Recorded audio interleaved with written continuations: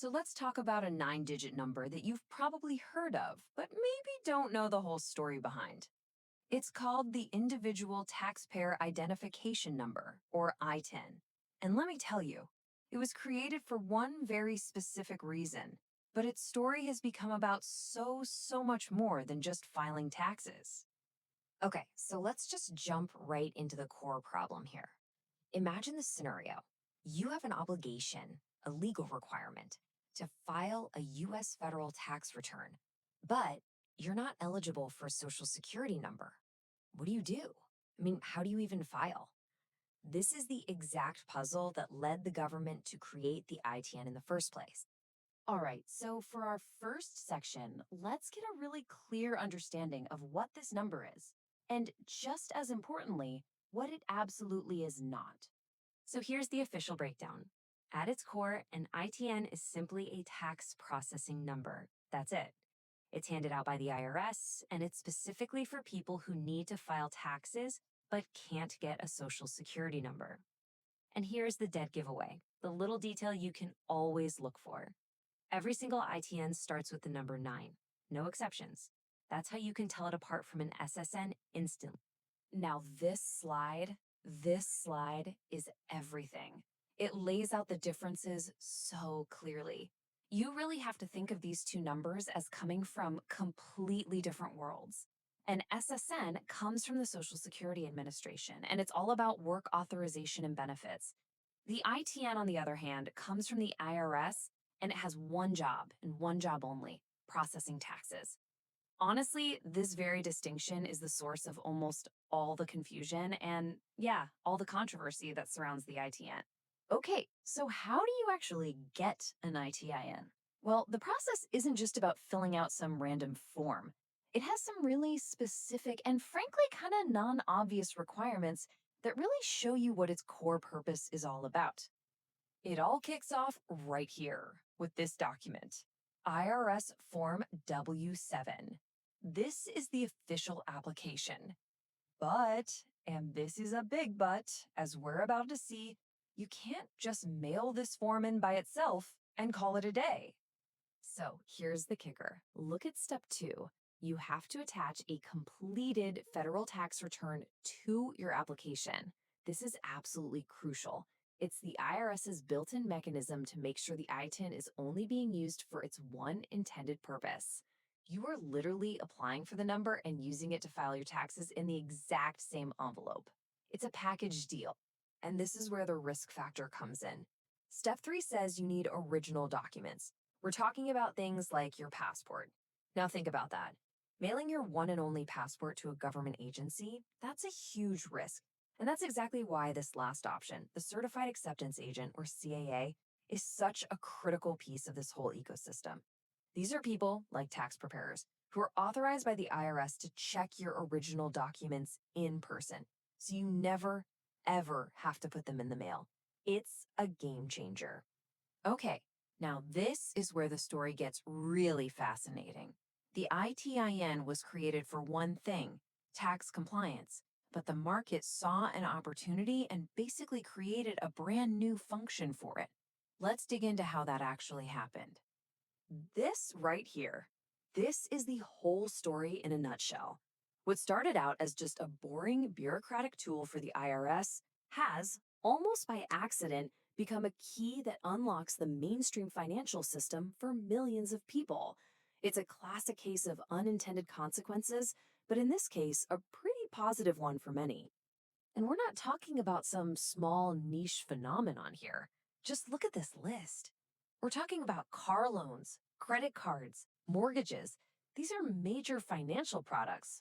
What happened was, financial institutions, especially credit unions, looked around and saw a huge community of people who were paying taxes, contributing to the economy, but were totally locked out of basic financial services. So they engineered products specifically for them, using the ITIN as the identifier they needed. And if you're wondering just how big this market is, get a load of this number. In 2019 alone, ITIN filers contributed a net of $5.8 billion to the U.S. economy through taxes. That's billion with a B. So you can see why those financial institutions saw a viable and pretty seriously underserved market. But, of course, it's not all smooth sailing. This expanded, unofficial use of the I-10 comes with some very real, very hard limits and some pretty significant risks. You absolutely have to understand where the line is drawn. And here it is.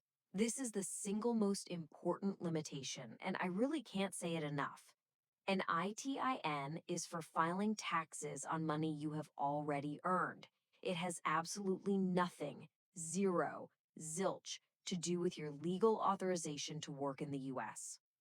And hey, don't just take my word for it. Here it is, stated as plainly as possible by the National Immigration Law Center. They lay out the three big things an ITIN absolutely does not do: authorize work, give you Social Security benefits, or change your immigration status. Period. End of story. Now let's dive into a really specific and, frankly, high stakes financial risk.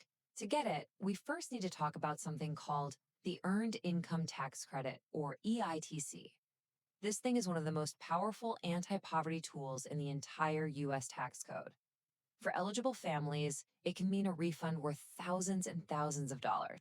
The story of Rosa from the source material is just a brutal lesson in what can go wrong. She was a low-income worker supporting her family, and she was incorrectly given the EITC. But when the IRS caught the mistake, they didn't just ask for the credit back, they demanded it, leaving her with a crippling debt of over $5,000. Just think about that. A $5,000 debt on an $11,000 annual income, it's devastating. So here's the crucial point, the hard and fast rule you have to know. To be eligible for the Earned Income Tax Credit, you must have a valid Social Security number. If you file with an ITIN, you are simply not eligible for this credit. Rosa's story is the direct, tragic consequence of this rule being misapplied. Okay, let's zoom out for a second, because the ITN doesn't exist in a bubble, right?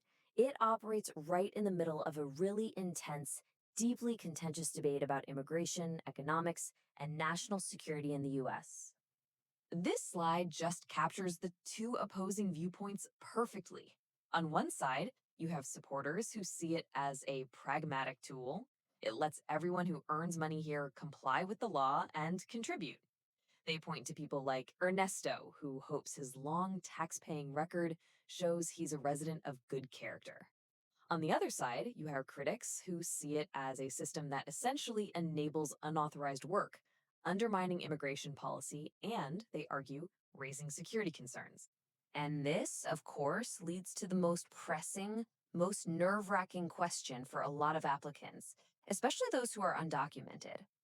If I give all my personal information to one branch of the government, am I putting myself at risk with another?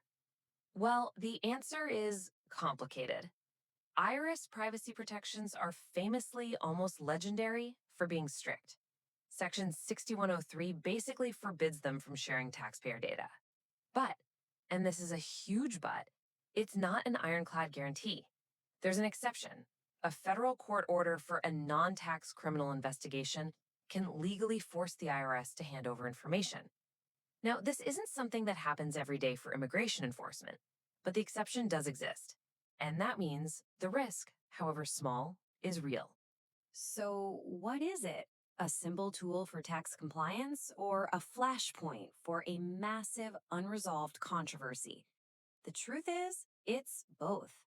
The I-10 remains one of the most fascinating and complicated numbers in the entire federal system, perfectly sitting at that complex, tense intersection of U.S. tax law, financial reality, and immigration policy.